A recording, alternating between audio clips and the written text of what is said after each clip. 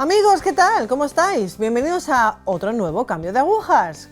Hoy tenemos a Rachel desde los Estados Unidos. Rachel, ¿cómo estamos? ¿Qué tal? Gracias por estar hoy aquí con nosotros. Gracias por invitarme.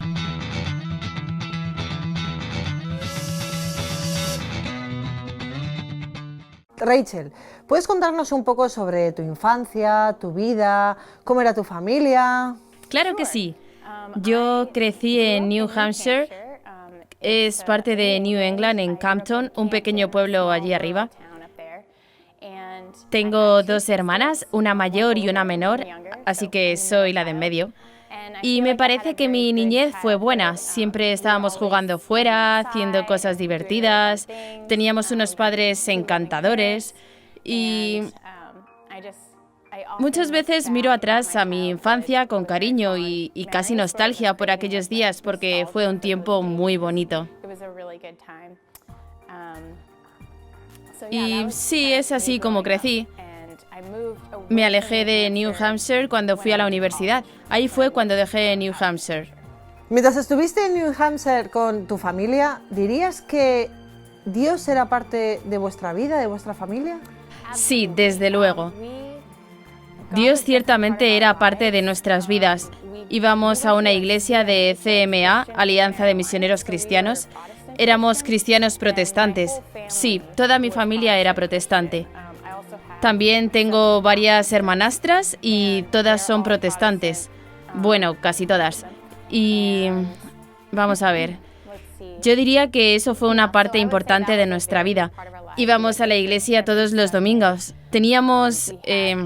en el cristianismo protestante hablan mucho de la relación personal con Dios y vamos, yo sentía ciertamente que tenía una relación fuerte con Dios, pero no sabía nada sobre el catolicismo, para nada, no sabía nada. E incluso seguramente había una cierta inclinación en mí hacia un anticatolicismo, pensando, ellos rezan a María y ya sabes, eso no es correcto. También algunas cosas sobre el Papa, quizá habíamos escuchado algún comentario que no era bueno. Vamos, que había cierta inclinación hacia el anticatolicismo, pero en realidad no sabía casi nada sobre el catolicismo. Vale, y entonces, ¿cómo se desarrolló tu vida? Quiero decir que cuando estuviste ahí, nos has hablado un poco de la niñez, pero ¿cómo se desarrolló pues, la adolescencia, la juventud? En el instituto, en cuanto a mi camino hacia el catolicismo, pienso que los pasos más grandes que di fue cuando tuve mi primer novio. En mi primer año, con 15 años, y no era una relación muy buena.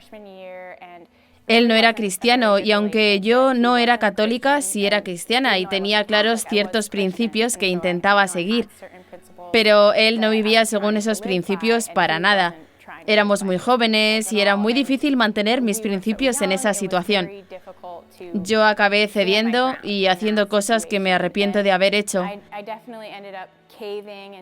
Y desearía haber actuado diferente, pero a la vez es como que de alguna manera me ha hecho ser quien soy ahora y me ha dado experiencias que ahora puedo compartir con otros y ayudar a otros que quizá estén en situaciones similares. También aprendí con eso que realmente no es una buena idea salir con alguien que no comparte tu religión. No es una buena idea. Después de salir de esa relación, terminé el instituto, me fui a la universidad y entré en otra relación en mi primer año de universidad. Por algunos años no estuve saliendo con nadie en lo que me quedaba de instituto, pero en mi primer año de la universidad conocí a un chico. Él era cristiano y fue una buena relación. Sin embargo, a causa de mi primera relación, no tenía deseo de casarme. Tenía muchas heridas de aquella relación. Realmente había cambiado mi punto de vista sobre el matrimonio, sobre la familia, y me había herido de tal manera que ni yo me había dado cuenta. No era consciente de que antes había querido casarme y tener una familia. Y de repente era como si, nada, no quería casarme, no quería tener niños, solo la idea de eso me parecía horrible. Entonces, cuando conocí a este otro chico y tuvimos una buena relación, como decía, en mi primer año de universidad, resulta que él, como era un poco mayor que yo, me di cuenta de que él sí que estaba pensando en un futuro matrimonio. Él lo sabía y lo hablábamos, pero finalmente él reconoció que yo no estaba lista para el matrimonio. Él estaba en otra etapa de su vida y él sí estaba preparado para casarse. Así que al final rompimos la relación y yo me fui por mi camino. Al final de la relación quedamos como amigos y la verdad es que le respeto muchísimo por haber actuado así, especialmente ahora, mirando atrás. Después de esos noviazgos que nos has comentado, ¿has salido con otros chicos en la universidad? No, la verdad. Quería alejarme de todo eso. Tuve alguna relación de poca duración, pero no fue hasta la escuela de posgrado que empecé la siguiente relación seria. Y acabó siendo una relación tóxica, desgraciadamente. Porque aún ahora todavía tengo mucho cariño por ese hombre. Pero aunque él era cristiano, no se tomaba tan en serio su relación con Dios como yo hacía. O si lo hacía, no me lo parecía a mí. Es como si estuviésemos en diferentes niveles, de alguna manera. Y supongo que yo empecé a sentir mucho mi propia conciencia que me decía, eso no está bien. Porque al final volví a mis viejas costumbres dentro de esa relación tóxica. Y estábamos viviendo de una manera que no estaba de acuerdo con la moral cristiana. Estuve varios años con él y durante ese tiempo ciertos miembros de mi familia, recuerda, todos eran protestantes, ellos empezaron a convertirse al catolicismo. Y empecé a escuchar hablar de eso y yo pensé, ¿qué? ¿Qué está pasando? Porque aún tenía algo de esa inclinación de anticatolicismo y todos teníamos una buena relación con Dios, así que ¿qué está pasando? La primera fue mi hermana menor, Hannah, que se convirtió al catolicismo. Y después supe que mi madre se estaba convirtiendo también. Y esto me hizo pensar, wow, tengo que considerar esto. Porque si esta gente que tanto quiero, respeto y sé que son personas muy sensatas están convirtiéndose al catolicismo, tendré que pensar en ello.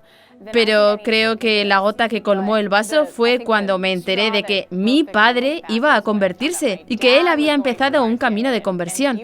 Ahí sí que me dije, espera, ¿qué está pasando? De modo que empecé a ponderar el catolicismo e intenté estar abierta. Mientras, todavía estaba en relación con ese hombre que es cristiano, pero no de la misma forma que yo. Y encima ahora empiezo a ir en otra dirección completamente.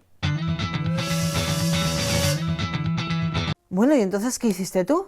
Toda tu familia se convierte, tu padre se convierte, y entonces tú, ¿a ti no te remueve un poco?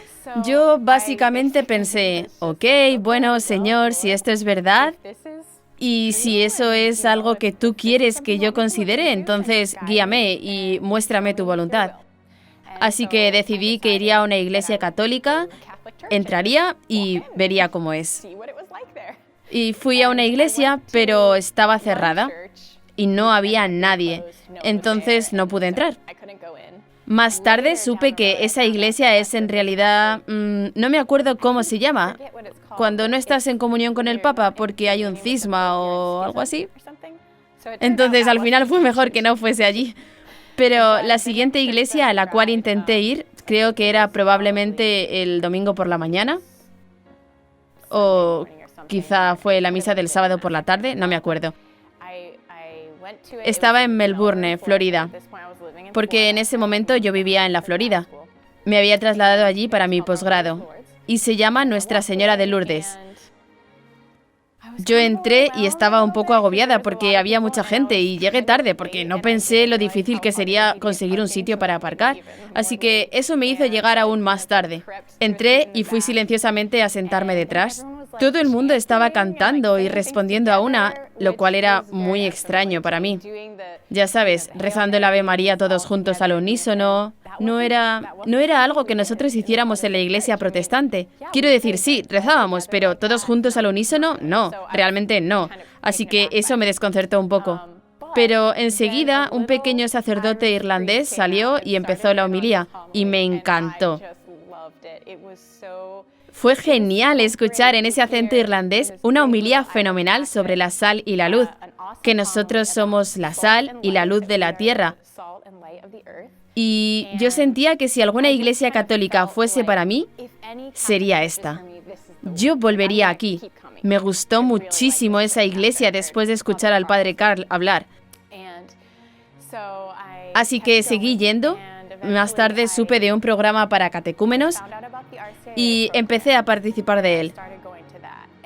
Yo pensaba que era un programa que proponían para educarte sobre el catolicismo, por si querías saber más.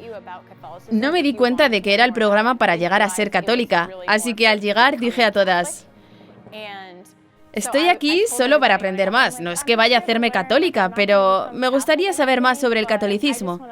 Y este programa resultó ser una experiencia genial, porque era como una familia. Nos encontrábamos todas las semanas y realmente empecé a entrar en la comunidad de la iglesia. Mientras que vas a este programa de catecumenado y estás aprendiendo sobre los sacramentos de la fe, ¿cómo realmente tienes ese encuentro con Dios? Gracias, buena pregunta, porque la verdad es que no tuve un encuentro verdadero con Jesús en ese programa. No era suficiente para mí. Pero en un momento dado, la chica con la que vivía, que también era cristiana protestante, decidió que iba a participar en la Cuaresma. Y yo me acuerdo pensar: ok, esto es raro, ella no es católica, pero quiere hacer algo para Cuaresma. Creo que era porque también su hermano lo estaba haciendo. Tampoco era católico, pero quería hacerlo. Y yo, es tan gracioso. Yo pensé: oh, es genial que ella haga algo para Cuaresma. Ella necesita hacer algo para Cuaresma. Yo debo apoyarla haciendo algo también para esta Cuaresma. Entonces yo le dije: ¿sabes? Creo que es genial que estés haciendo eso. Voy a acompañarte y hacer algo yo también. Así que esa fue la primera vez que había hecho algo durante la Cuaresma. Y en vez de ofrecer algo, decidí añadir un compromiso. Decidí rezar todas las mañanas mientras iba al trabajo en voz alta. De modo que empecé haciendo eso y creo que tardaba unos 20 minutos, creo, en llegar al trabajo. Y rezaba en voz alta, empecé a contar a Dios cómo me sentía, ya sabes. Le confesaba cosas, le pedía perdón por algunas otras, le suplicaba, y eso se convirtió en parte de mi rutina diaria por la mañana. Y en cuanto empecé a hacer eso y se convirtió en algo habitual, las cosas empezaron a cambiar. Sentí fuertemente que Dios estaba obrando en mi vida. Sentí que estaba dando saltos gigantes en mi camino espiritual. Y llegó un momento, un día, cuando estaba rezando, en que yo había llegado a ese punto donde finalmente confesé ciertos pecados que había hecho en mi vida, que nunca había querido admitir ni para mí misma que eran pecados. Nunca había sido capaz de hablar de ello. Nunca me había visto capaz de pensar en ello. Lo había reprimido dentro de mí, pero sabía que yo era realmente adicta a esos pecados.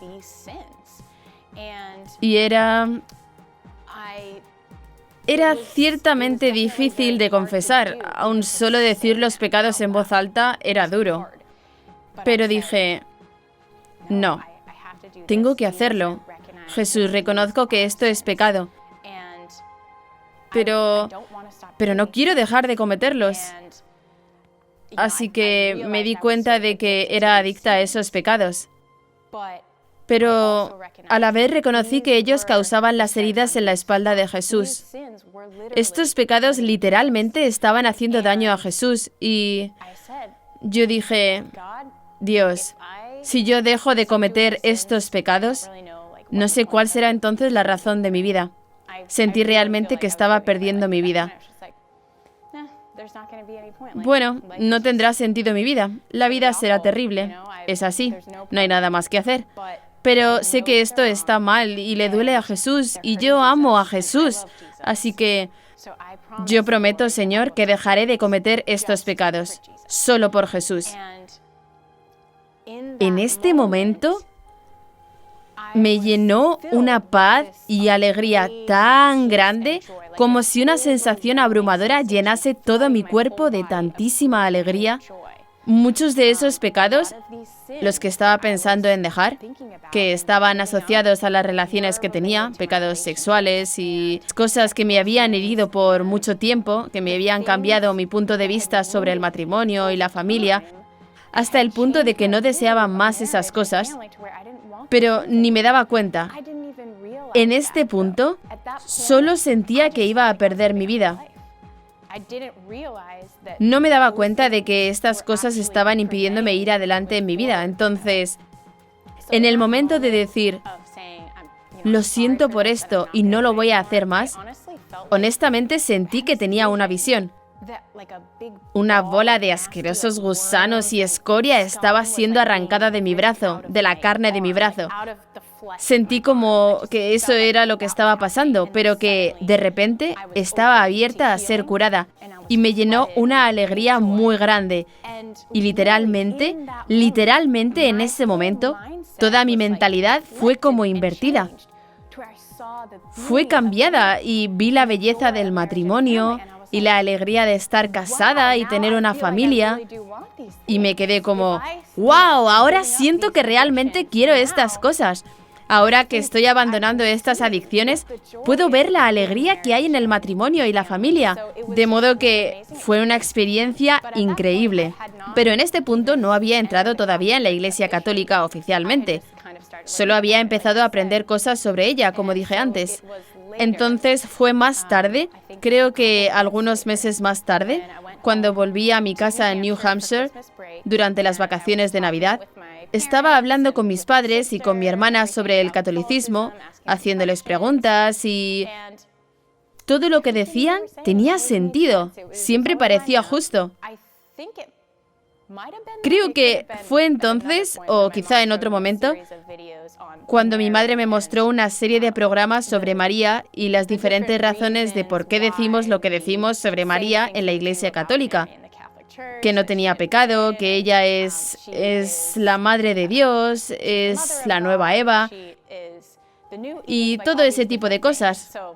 Y hubo un momento, había un montón de vídeos sobre eso, como una serie. Y cuando escuché todo eso me dije, eso sí que tiene sentido. Así que empecé a estar de acuerdo con todo eso y acabé pensando que todo lo que están explicando siempre tiene sentido. Pero todavía no estaba de acuerdo con que la Eucaristía sea realmente el cuerpo y la sangre de Jesús. Eso no tenía ningún sentido. Yo pensé, si Jesús está allí sentado en la mesa con sus discípulos y dice, esto es mi cuerpo, si yo estuviera aquí con la sal y la pimienta delante de mí, tomara la sal y dijera, esto soy yo, y lo dejo en la mesa, obviamente sería simbólicamente, ¿verdad? Entonces, ¿por qué cuando Jesús levanta el pan y dice, este soy yo, por qué no es solo simbólico? Yo creía que era solo un símbolo. Vale, entonces, esto era la única cosa, quizás que te frenaba un poco para llevar a cabo, o para decir sí, definitivamente, a la fe católica. ¿Nos puedes explicar un poco cómo te levanta el Señor el velo para que tú puedas llegar a ver la verdad? Sí. Todavía me frenaba por el hecho de que realmente pensaba que la Eucaristía era solo un símbolo. Pero mi madre me dio un libro. Me he olvidado de cómo se titula y quién lo escribió, pero era pequeño. Creo que trataba las razones de por qué debería ser católico y no protestante. ¿Cuáles son las cosas que molestan a los protestantes y cuáles son los argumentos en contra de esos problemas que van a favor de la Iglesia Católica? Entonces me lo llevé a casa, se terminaron las vacaciones de Navidad, volví a la Florida y estuve leyendo este libro. Lo tomé y lo leí punto por punto. Nada me llamaba la atención porque ya estaba de acuerdo con todo lo que decía el hombre de la postura católica. Yo no tenía esos problemas como protestante. Pero el único problema vino cuando llegamos a la Eucaristía, siendo el verdadero cuerpo y sangre de Jesús. El único problema que tenía fue que yo pensaba que era solo un símbolo. Me parecía un símbolo según lo que dice la Biblia, tal como yo lo leo. Yo pienso que es solo un símbolo. Terminé el libro, cerré el libro, era ya muy tarde y de repente el Señor literalmente entró dentro de mí y me abrió los ojos para que pudiera ver que no era solo un símbolo, No sé cómo explicarlo de ninguna manera que sea posible entenderlo completamente, porque fue una experiencia espiritual y el Señor estaba presente y no se puede dar eso a otra persona. Ya sabes, solo puedo intentar describirlo lo mejor que puedo, pero quizá el mejor modo en que puedo describirlo es como si estuviera ciega y de repente podía ver. O yo tenía la visión de esos muros que había construido a mi alrededor. Muros de piedra encerrándome completamente. Y al cabo del tiempo, alguien estaba al otro lado con un martillo o algo golpeando la piedra.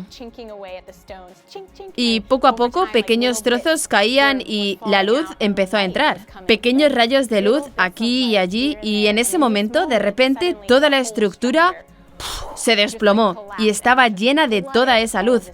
Mis ojos se abrieron completamente. Era como si una ola inmensa cayera sobre mí. Sentía de verdad como si esa ola cayera sobre mí. Una ola del Señor diciendo, ¿por qué no iba a ser yo? Y no me viene otro modo de describirlo, pero lo supe y lo vi tan claro. Vi tan claro que era verdaderamente el cuerpo y la sangre de Jesús, que cuando Él dice, este es mi cuerpo, Él lo está transformando en su cuerpo y sangre y dándonoslo como un regalo para nosotros, para que podamos tenerlo para siempre. Y cuando me di cuenta de eso, ¿sabes qué más significaba? Jesús está aquí con nosotros, en nuestras iglesias. Estaba tan entusiasmada y me llenó de una alegría tan grande, y en ese punto estaba llorando, tan sobrecogida, teniendo esa maravillosa experiencia espiritual, y cuando miré y me di cuenta de repente qué día era en el calendario católico, era el día de la Epifanía. Y eso me hizo llorar aún más porque me daba cuenta de que estaba teniendo esa inmensa epifanía el día de la Epifanía. El Señor estaba revelándose a mí. Estaba tan llena de alegría y estaba tan emocionada por ir a la iglesia porque me di cuenta de que Jesús está literalmente, físicamente en la iglesia y yo tengo la oportunidad de ir allí y verle. Después de esto, ¿cuándo entras a la iglesia católica? Cuando tuve esa epifanía, me di cuenta de que, si esto es verdad, si realmente estás presente en nuestras iglesias a través de la Eucaristía, entonces yo tengo que ser católica, obviamente. Ese es el siguiente paso, está claro. Entonces entré de nuevo en el grupo de catecúmenos y recuerda que yo había estado allí solo para aprender. De modo que ahora fui a ese grupo y cuando entré dije, escuchad, tengo buenas noticias, quiero ser católica. Y así empecé el proceso para aprender más en detalle lo que tenía que hacer para ser católica y para poder recibir los sacramentos, confirmación, la confesión. Entonces, sí, seguí adelante. Mi madre y mi hermana vinieron para mi confirmación, que fue realmente maravillosa también. Y sé que cuando me estaba planteando convertirme, sentí mucho miedo, porque sabía que eso significaba que tendría que ir a misa todos los domingos y tengo que hacer ciertas cosas que no sé si quiero hacer. Eso es difícil, es muy difícil, pero el Señor me estaba diciendo, lo único que tienes que hacer es tomar y comer. No es algo que debas temer. Él está aquí, realmente presente. Rachel, has recibido un tesoro preciosísimo. ¿Cómo definirías ahora mismo tu relación con el Señor, tu relación con la fe, tu relación con Dios? ¿Dirías que ha crecido? Sí, yo diría que mi relación con Dios definitivamente ha crecido y estoy mucho más cerca de Jesús ahora. Y creo que una cosa que yo diría es que el mayor tesoro, o como lo quieras llamar, es obviamente la Eucaristía. Tener a Jesús presente físicamente y poder estar con Él físicamente tanto como espiritualmente es un regalo muy grande y precioso. Pero no solo es eso. Ser católica me ha permitido usar mi cuerpo físicamente para glorificar a Dios de muchas maneras. No tenía eso como protestante, no sabía nada de eso. Entonces, como estoy descubriendo el catolicismo y el tesoro escondido que es, estoy descubriendo que todas las oraciones que rezamos y todas estas cosas que podemos hacer con las manos, etcétera, todo tiene sentido y todo ayuda a acercarnos más a Dios porque no solo estamos profesando un credo, No estamos solo teniendo una relación espiritual con Dios, estamos físicamente haciendo algo, físicamente estamos actuando de un cierto modo que expresa esta creencia.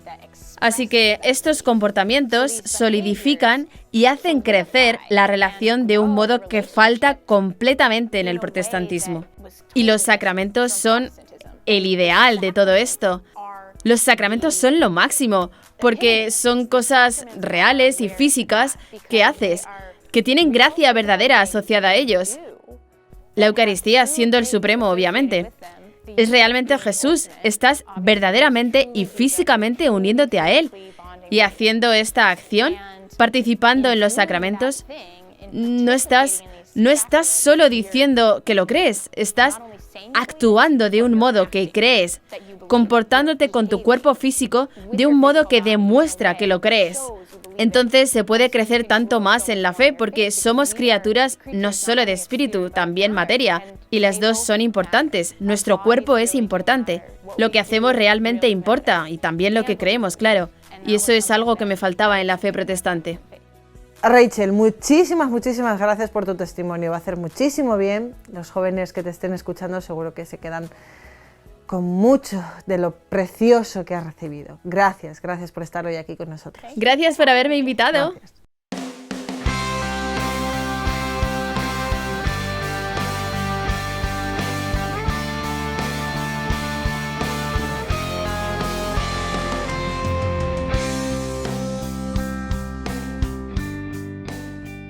A veces nuestra relación con Dios es como una cuerda tensa, ¿vale?